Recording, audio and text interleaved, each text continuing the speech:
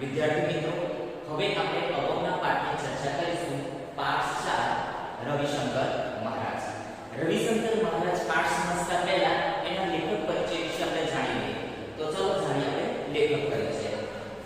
રવિશંકર મહારાજ પાઠના લેખકનું નામ ધીરુભાઈ પરીખ છે અને એમનું પૂરું નામ ધીરુભાઈ ઈશ્વરલાલ પરીખ છે. તેમનો જન્મ 31/8/1933 ના રોજ વિરમગામમાં થયો હતો. જુદી જુદી શિક્ષણ સંસ્થાઓમાં અને ભાષા સાહિત્યના વિદ્વાન તરીકે એમને સેવાઓ આપી હતી. હવે ધીરુભાઈ છે એ ધીરુભાઈ પરીખ કવિતા, વિવેચન, અનુવાદ, સંપાદન એ એમના શું છે રસના ક્ષેત્રો છે.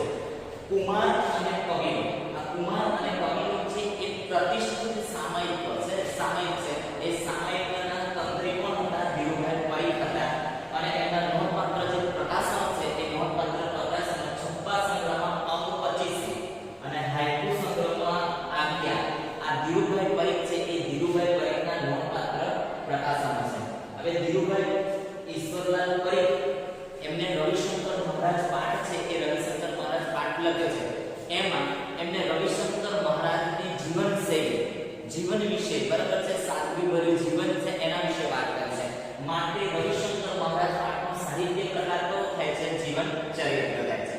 તો વિદ્યાર્થી મિત્રો, અહીંયા પ્રસ્તુત જે કૃતિ છે, જે પાઠ છે, એમાં રવિશંકર મહારાજ છે એ રવિશંકર મહારાજની સરળ જીવનશૈલી વિશે વાત કરે છે. રવિશંકર મહારાજના સાદગી અને સેવાના અનેક પ્રસંગો બરાબર છે, એમના જીવનમાં જે પ્રસંગો બન્યા છે એના વિશે પ્રસ્તુત પાઠમાં તમને વાત કરવામાં આવી છે.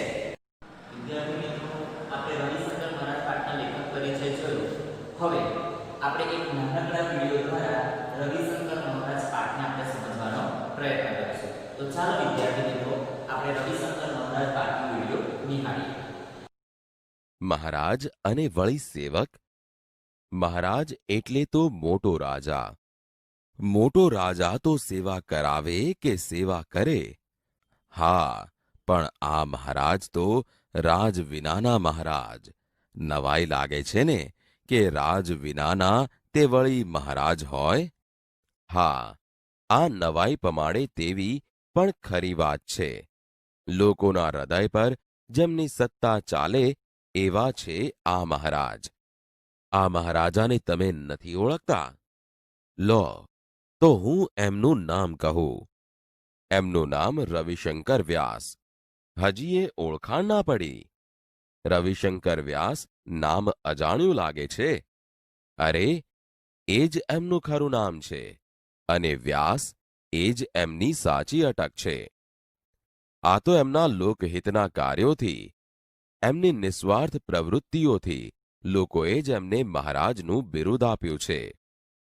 આમ એ મહારાજ તરીકે પ્રસિદ્ધ થયા.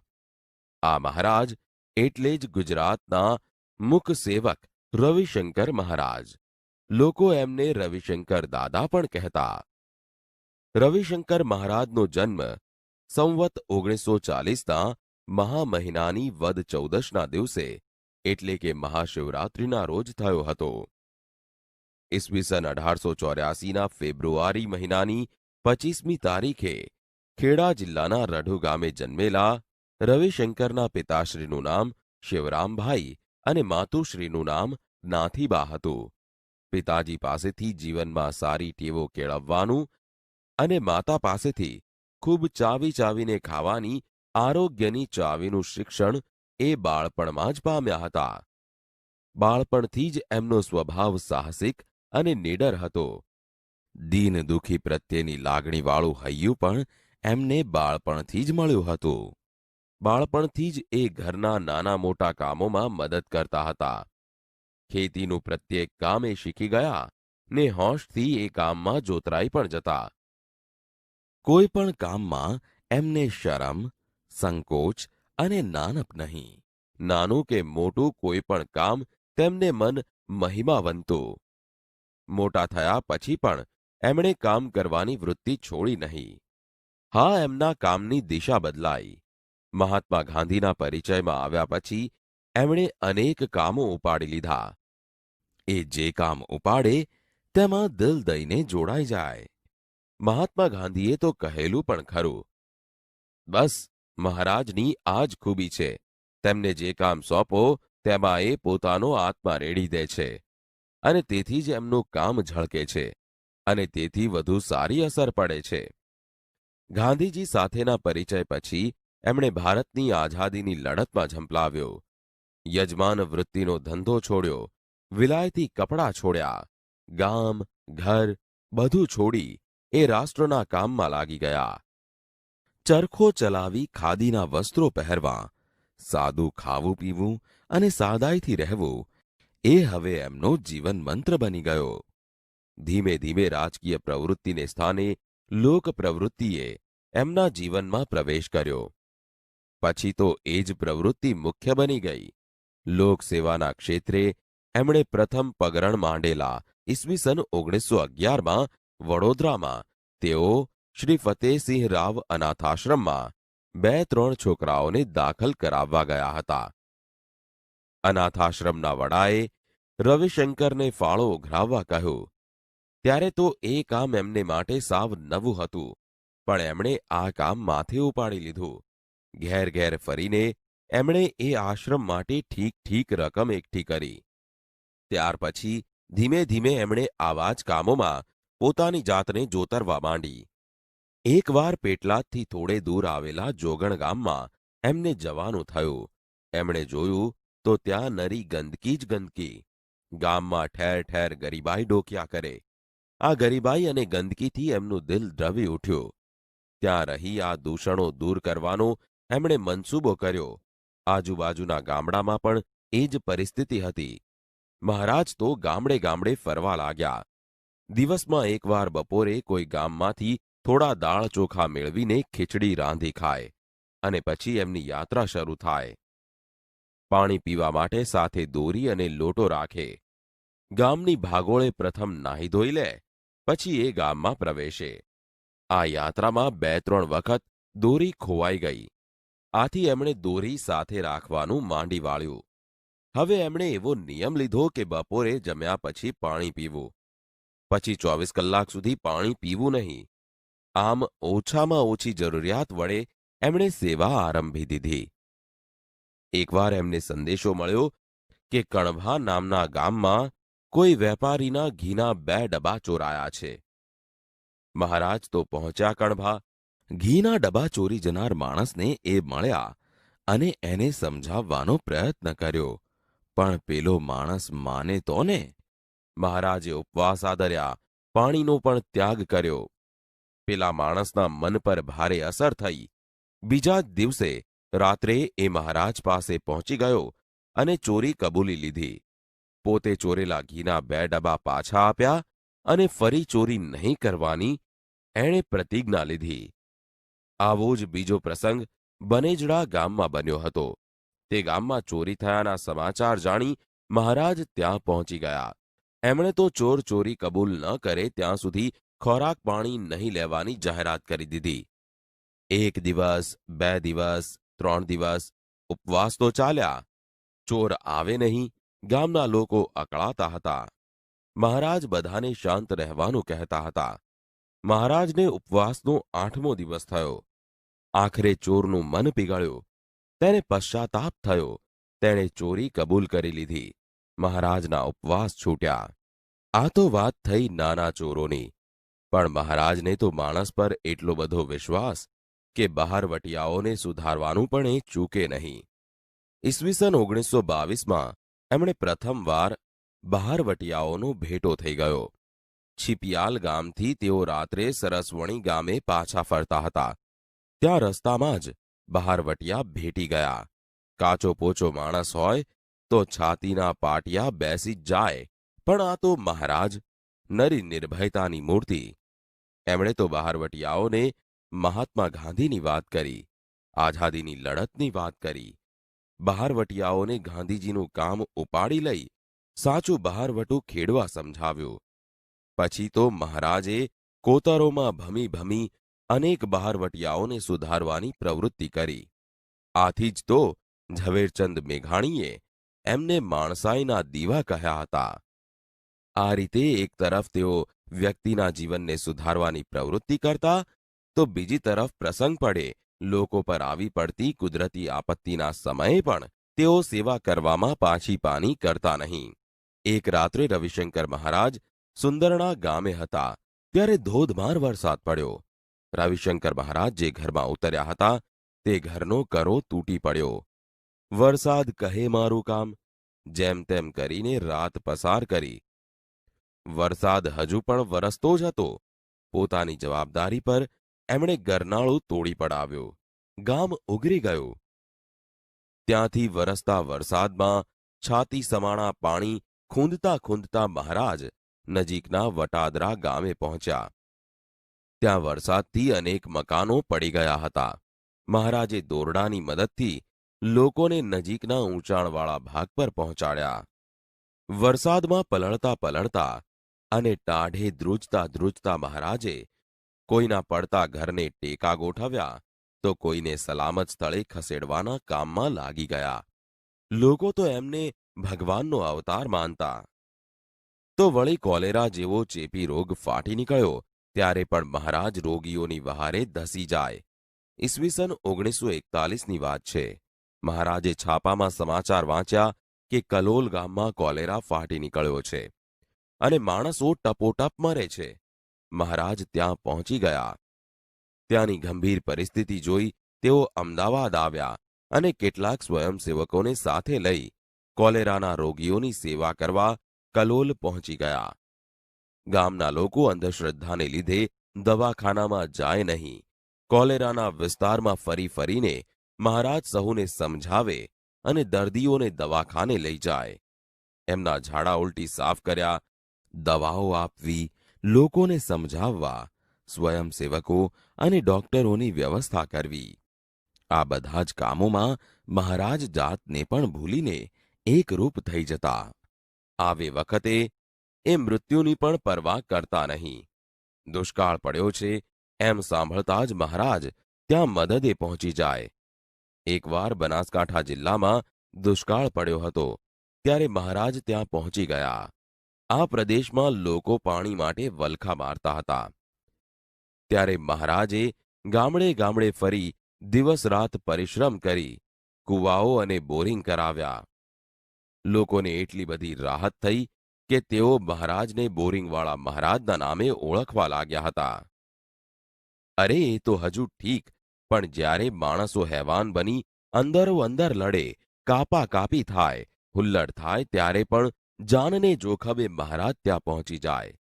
ઈસવીસન 1941 અને 1946માં અમદાવાદમાં મોટા હુલ્લડો ફાટી નીકળેલા. મહારાજ તો નિર્ભય બની સુમસામ શેરીઓમાં ફરતા અને લોકોને સમજાવતા. હિન્દુ કે મુસલમાન બધા જ મહારાજની વાત શાંતિથી સાંભળતા અને એમને આદર આપતા. હુલ્લડમાં મૃત્યુ પામેલા લોકોના શબનો અગ્નિ સંસ્કાર પણ મહારાજ જાતે જ કરતા. આવા તો અનેક પ્રસંગો મહારાજના જીવનમાંથી જડી આવશે. આ બધા જ પ્રસંગોએ મહારાજની માનવતાના, એમની અપાર હિંમતના, એમની અજોડ સેવાવૃત્તિના દર્શન થાય છે. આમ છતાંય મહારાજે કદી પોતાના કામોનો ઢંઢેરો પીટ્યો નથી. જાત જાહેરાતથી તો એ સદાય દૂર જ ભાગે.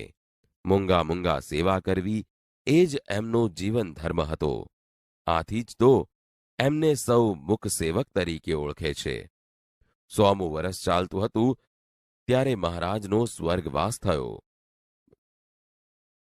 વિદ્યાર્થી મિત્રો, તમે પાઠનો વિડીયો નિહાળ્યો તેના પરથી તમને પાઠ વિશે ખ્યાલ આવશે. હવે વિદ્યાર્થી મિત્રો, આ પાઠમાં કેટલાક અઘરા શબ્દો આવે છે તે આપણે જોઈ લઈએ, જેથી કરીને તમને એક એક શબ્દના અર્થ તમને ખ્યાલ આવે. તો આપણે શબ્દ સમજૂતી જોઈએ. પહેલું કે મુખ સેવક. મુખ સેવકનો અર્થ શું થાય છે? કે પ્રસિદ્ધિ કે પ્રશંસાની ઈચ્છા વગર ચૂપચાપ સેવા કરનાર. અને બીજો અર્થ થાય છે જાહેર. હવે વિદ્યાર્થી મિત્રો, આપણે રવિશંકર મહારાજ છે, રવિશંકર મહારાજ પાઠમાં ભણી ગયા કે જેને ભણવા જેવું આવ્યું, બરાબર છે, જેને જરૂર પડી ત્યારે રવિશંકર મહારાજ આ મેળે પોતાની જાતે કરતા રહ્યા. એમને કોઈ બોલાવવા નતા આવ્યા, બરાબર છે, એમને કોઈ આમંત્રણ નતું આપ્યું. પોતાની સ્વેચ્છાએ, પોતાની જાતે જઈને કોઈને કહ્યા વગર આ મેળે બીજાની પ્રશંસા સેવા કરવા લાગ્યા, બરાબર છે. તો સેવા કરવા લાગે એટલે એમની સેવા જોઈને લોકો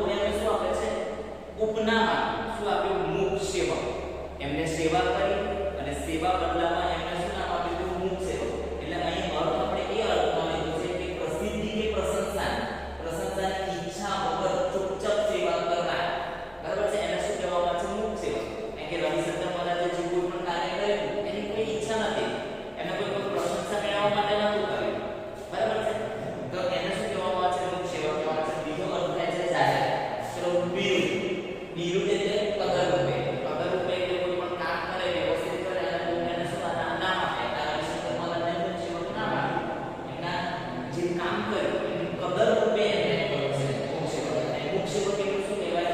બિરુદ કહેવાય. એટલે બિરુદનો અર્થ શું થાય છે? કદર રૂપે.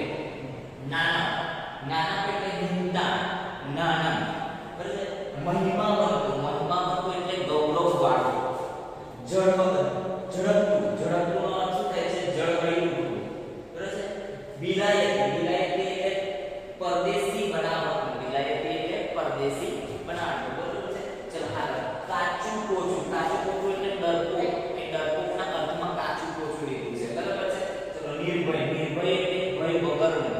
એનો અર્થ શું થાય છે? નિડર થાય છે, બરાબર? નિર્ભય એટલે નિડર.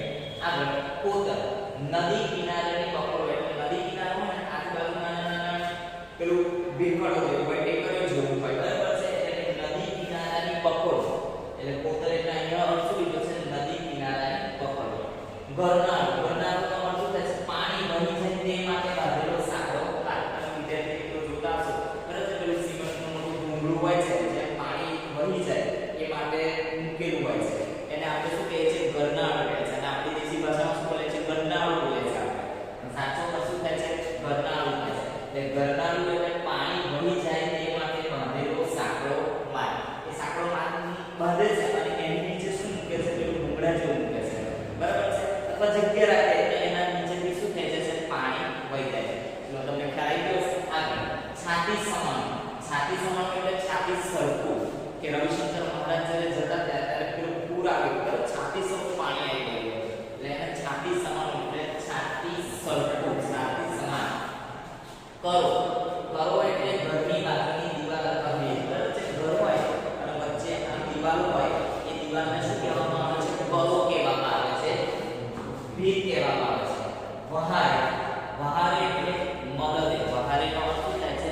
મદદ. કે જ્યાં જરૂર પડતી હતી ત્યાં મહારાજ એમની વહારે જતા હતા. વહારે એટલે મદદ. સ્વયંસેવક સ્વયંસેવક એટલે સ્વયં. આપણને શબ્દ પર સ્વયં એટલે પોતાની જાતે, અને સેવક સેવક એટલે સેવા આપનાર. કે કોઈ ખાસ પ્રસંગે પોતાની મેળે સેવા આપનાર એટલે શું કહે છે? સ્વયંસેવક, બરાબર છે? અને કોઈ કહેવામાં આવે કે ભાઈ આ કામ કર. પોતાની સ્વેચ્છાએ, પોતાની ઈચ્છા મુજબ, પોતાની જાતે જે અમુક પ્રસંગ હોય, બરાબર છે? એ પ્રસંગે પોતાની મેળે સેવા આપે, કામ કરે, એને શું કહેવામાં આવે છે? એટલે સ્વયંસેવક. એટલે સ્વયંસેવકનો અર્થ શું થાય છે? કોઈ ખાસ પ્રસંગે પોતાની મેળે સેવા આપનાર. ચલો આગળ બોરિંગ. બોરિંગ એટલે ઘણીવાર વિદ્યાર્થી મિત્રો તમે જોવો છો, બરાબર છે? કે પેલો હેડપંપ બનાવવા માટે, બરાબર છે? ખોદકામ કરે, પેલો અમુક મશીન છે, એ મશીન ફૂટાય અંદર અને એનાથી શું થાય છે? પાણી પોતે ખેંચે છે, બરાબર છે? જે પાતાળમાં આપણે ધરતીના પેટાળમાં જે પાણી રહેલું છે એને ખેંચે છે. એટલે બોરિંગ એટલે જમીનમાં સારણી ઉતારી પાણી તેલ વગેરે કાઢવાની ક્રિયા, એને શું કહેવામાં આવે છે? બોરિંગ કહેવામાં આવે છે. ચલો વ્યવહાર. વ્યવહાર અહીં આ પાઠમાં વ્યવહારનો અર્થ શું લીધો છે? દુર્ગુણો વાળો માણસ, બરાબર છે? દુર્ગુણો માણસ એટલે ખરાબ વૃત્તિ, ખરાબ વિચાર કરે એને અહીંયા કેવો માણસ છે? દુર્ગુણો વાળો માણસ વ્યવહાર કર્યો છે. જીવન ધર્મ. જીવન ધર્મ એટલે જીવનનું મુખ્ય કર્તવ્ય. જીવનનું મુખ્ય કર્તવ્ય એને શું કહેવામાં આવે છે? જીવન ધર્મ. તો વિદ્યાર્થી મિત્રો આ આજના પાઠમાં આપણે અઘરા શબ્દોની આપણે શું મેળવી? સમજૂતી મેળવી. હવે આપણે રૂઢિપ્રયોગોના અર્થ જોઈશું. તો રૂઢિપ્રયોગોના અર્થ જોઈશું વિદ્યાર્થી મિત્રો. પહેલો રૂઢિપ્રયોગ જોતરાઈ જવું. જોતરાઈ જવું એટલે કામ ચોરીના કામે લાગી જવું, બરાબર છે? કોઈ પણ કામમાં લાગી જવું એટલે જોતરાઈ જવું. એટલે જોતરાઈ જવું એટલે કામ ચોરી વિના કામે લાગે. આગળ દિલ દઈને, બરાબર? દિલ દઈને એટલે ખૂબ ઉત્સાહ અને ધગશથી કામ કરવું, કામના અર્થમાં છે. એટલે દિલ દઈને એટલે ખૂબ ઉત્સાહ અને ધગશથી કામ કરવું. આત્મા રેડી જવું. આત્મા રેડી જવું એટલે પૂરેપૂરી લગનથી કામ કરવું, બરાબર છે? આત્મા રેડી તો પોતે મનથી કામ કરવું. ઘણીવાર તમે એવું કે વાંચો બેસો તો તમે પોતે ધ્યાન દઈને વાંચો. એ ધ્યાન દઈને વાંચો તમે, બરાબર છે? તો એને શું કહેવાય? આત્મા રેડી જેવું કહેવાય. પછી ના મનનું વાંચો એને આત્મા રેડી જેવું ના કહેવાય. એટલે આત્મા રેડી જેવું એટલે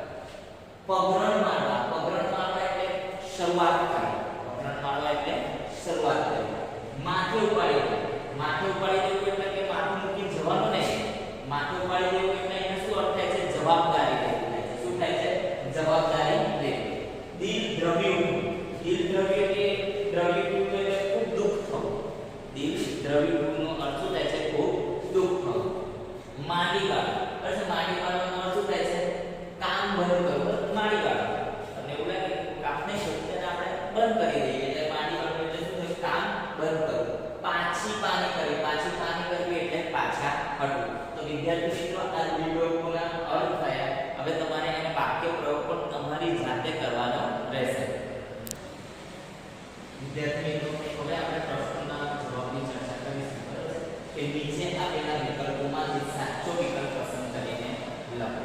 તો બરોબર છે, તો પ્રશ્ન આપે છે કે ચાર વિકલ્પો આપે છે, એમાં સાચો વિકલ્પ તમારે પસંદ કરીને લખવાનો છે.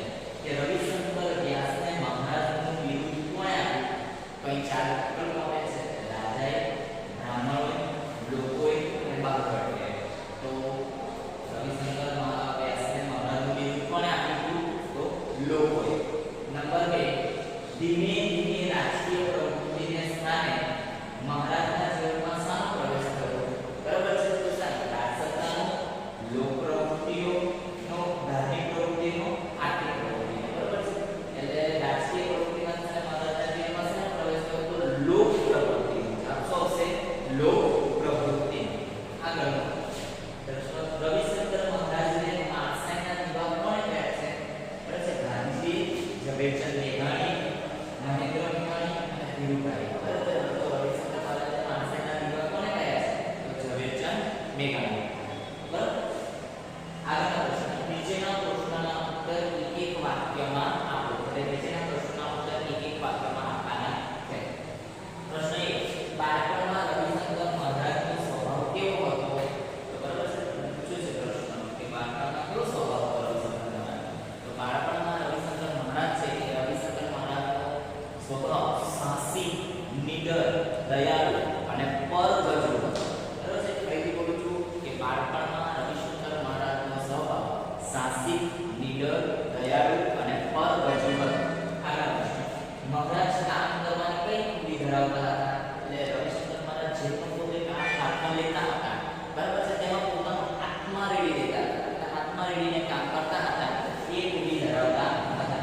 આગળ પ્રશ્ન, જોગણ ગામમાં મહારાજે શું જોયું? બરાબર છે, તો જોગણ ગામમાં મહારાજે ગરીબી અને ગંદકી જોઈ. શું જોયું? ગરીબી અને ગંદકી. મહારાજ મુખ સેવક તરીકે શા માટે જાણીતા થયા? તો કશી પણ ઈચ્છા રાખ્યા વગર. બરાબર છે, કે કોઈ પણ જાતની બરાબર છે પ્રશંસાની ઈચ્છા રાખ્યા વગર, કોઈ પણ માન સન્માન મેળવ્યા વગર. બરાબર છે, તે પોતે ચૂપચાપ કામ કરતા હતા.